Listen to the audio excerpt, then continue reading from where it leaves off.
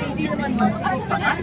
Ayan, ang lahat po ay sa paghawak ninyo ng apoy ng kandila at ang usok ng insenso, isama natin ang ating marupok na panalangin at hiling na hindi magkaroon ng kabuluhan sa ating bansa.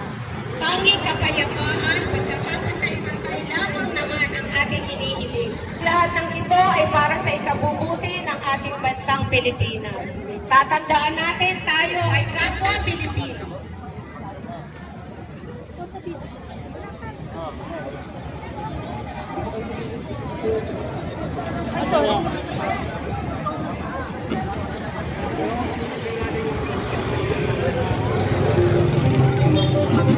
Tayo po yung umawit.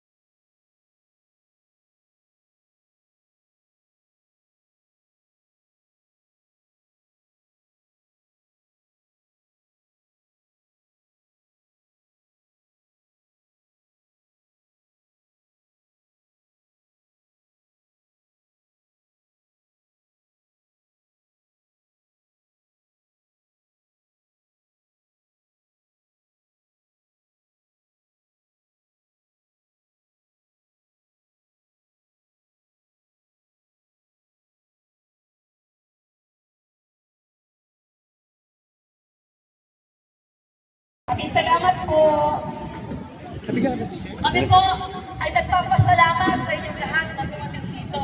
Gayon din po sa ating mga kapulisan na nandito. Maraming salamat at magandang araw po sa inyong lahat.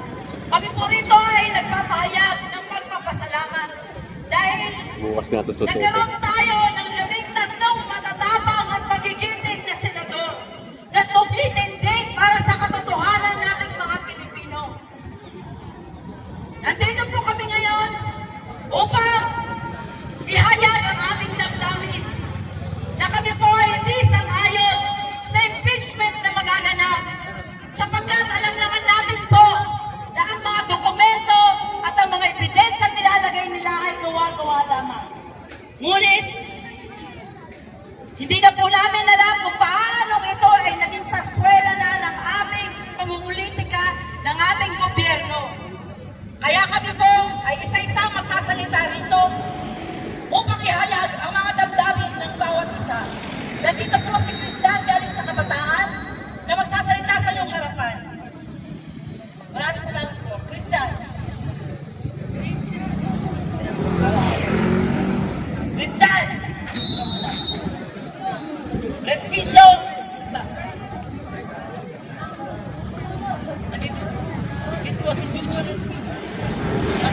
respisyo nga naman.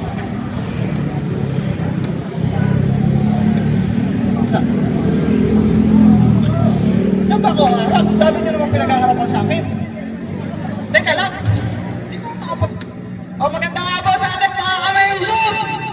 Buhay mo ba kaya? Hindi ko kayo marinig. Buhay mo ba kaya? Hindi na gusto ko marinig. Buhay pa sila. Etong mga kurakot, bubuhay. Lawag. Makukulong ako. Hindi ko pwede sabihin. O, sa ating pagsisimula, tayo ay may mga pinaglalaban pa din. Hanggang ngayon,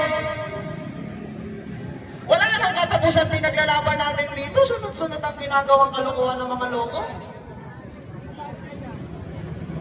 Ngayon, ang pinaglalaban natin ay maging patas. Lalong-lalo na sa loob ng Senado. Etong 13 na magigiting nating senador na patuloy binibigyan ng pangkikipit at pangungulekta ng sasabihin na bibigyan ka namin ng pera, lumipat ka lang sa amin. Naway sila ay tumayo at patuloy manindigan sa sambayan ng Pilipino dahil patuloy kayong titindigan ng bawat isang Pilipino. Hindi namin hahayaan na ang 13 nating senador ay masupil ng mga minority na wala namang inambag sa atin. May mga malalakas pa dyan.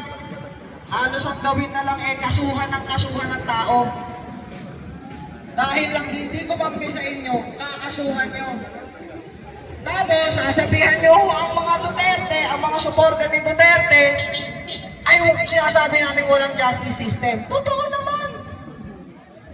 Sabihin nyo sa akin mayroon. Pag Duterte ang bibilis nyo.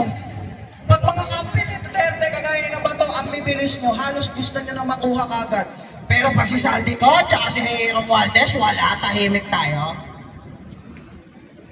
Ito, simpleng ulan lang mamaya, may bahala naman. Para kayong chine-check up ni Madam Earth.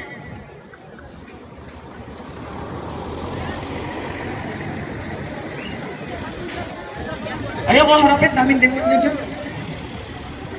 Di joke lang harapin natin. Pero ayun nga, patuloy tayo, naninindigan. Tayo ay nagwawagayway ng ating watawan.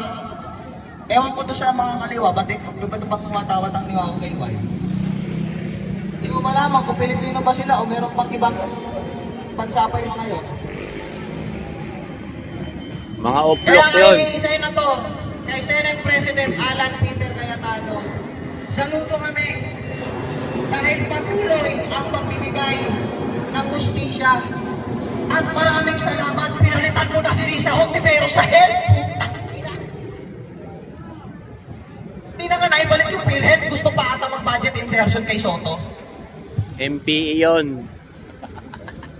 Okay lang yun. Talaga nga naman Babalik ang ko gagawin na ako ni sa Risa Hontivero, serbisyo. dilat mamamatay ang Pilipino. Naging presidente yun. Marami tayong problema na mas dapat hinaharap. Hindi itong mga dalawang politiko natin na patuloy na mumulitika dahil ayaw nilang may oposisyon sa 2028. Patuloy ang oposisyon sa 2028. Kaya ang gusto nila mangyari, pabagsakin. Ano ang ginawa? Makisama kay Makabayan Black. Ang lalakas ng tapang, pupunta ng Korte Suprema, pupunta ng DOJ para kasuhan si Bato na mag-voluntary surrender. Eto nga si Rene ko na mismo nagsampa, lakas mag-recruit ng NPA. Kung hindi siya ang sampahan. Walang makakalimot, tagtagan na naman ang content natin. May 5 na naman, sabihin nyo nag-research, sabihin commander. At totoong mga namang pumapatay ng pangarap ng kabataan, pangarap ng isang bata, para lang sa walang kwenta-kwentang ideolohiya. Tapos ang pag-uusapan natin dito, si Senator Bato, war on drugs. Bakit patakot kayo sa war on drugs? Ano ba meron doon? Naka-addict pa kayo? Ang natatakot lang sa war on drugs, yung